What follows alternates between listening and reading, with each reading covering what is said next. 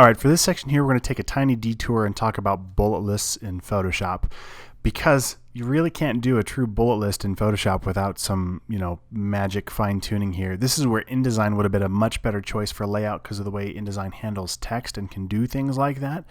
But I would prefer the power of Photoshop for everything else, so I'm willing to work with this bullet list. So what we're going to do is, if we wanted to just straight up make a bullet list, I'll click in there and hold down the Alt key and hit the number 8. So Alt 8 gives me that traditional bullet point character. Okay, so I could come in here, Command C to copy, and then just click and paste, Command V to paste in front of each line, which is fine.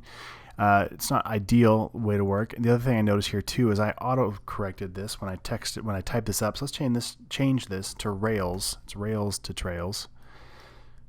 Okay, that's where we converted a bunch of train tracks into trails for people. So anyway, so we got our bullet lists in, which is fine, but I mean, it's not that compelling yet. So what I want to show you is this thing called Font Awesome. So go ahead and Google Font Awesome, and it's going to be the top result up here.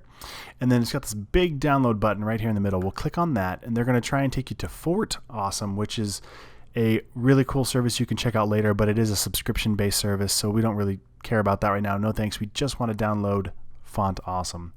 So once that's done downloading, you're going to get a zipped folder, and inside that is the font we want to use to install. So I'll go ahead and unzip this folder here in my downloads.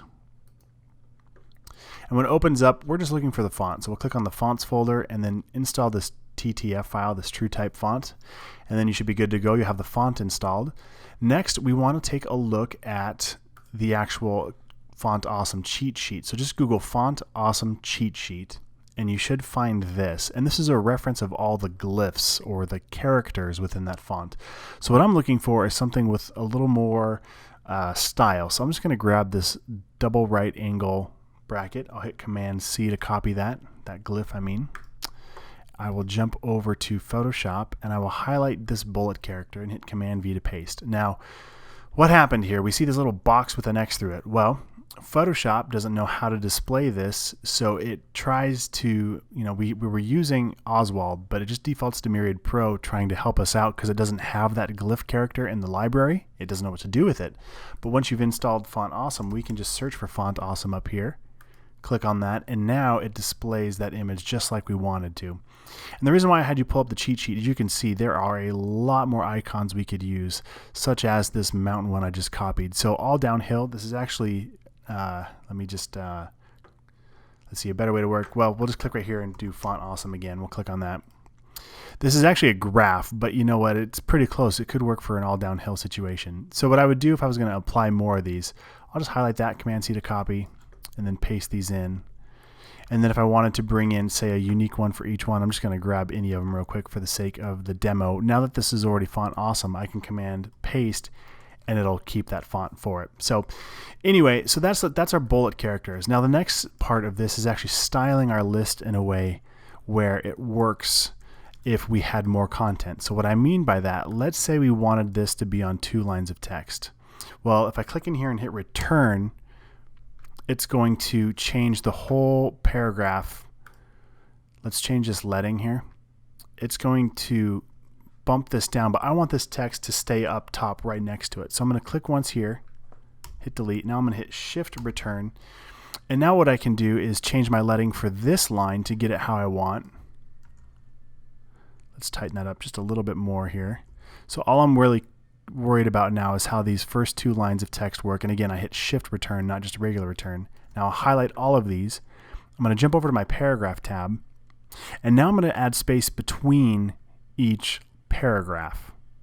So as I scrub this down, you'll notice that the leading stays the same, but the paragraphs jump. So it doesn't see this as a paragraph. It sees it as 2 lines of text since I hit that force break, that force return by holding shift return. Okay, and now I can space these out. So it just looks better. Now the next thing we need to address is I don't like how this text jumps underneath the bullet character. I want it to fall between the next line. So hit Command A. And I'm going to scrub, let's see, we're going to play with this just a little bit here. I'm going to scrub this top line negative until it falls in line with the text below it.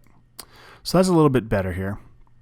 I'll go ahead and hit return, and that is how I would create my bullet list. Now you'll notice one other thing is, depending on where your text falls with other text below it, let's say we're not using a bullet list in the next line,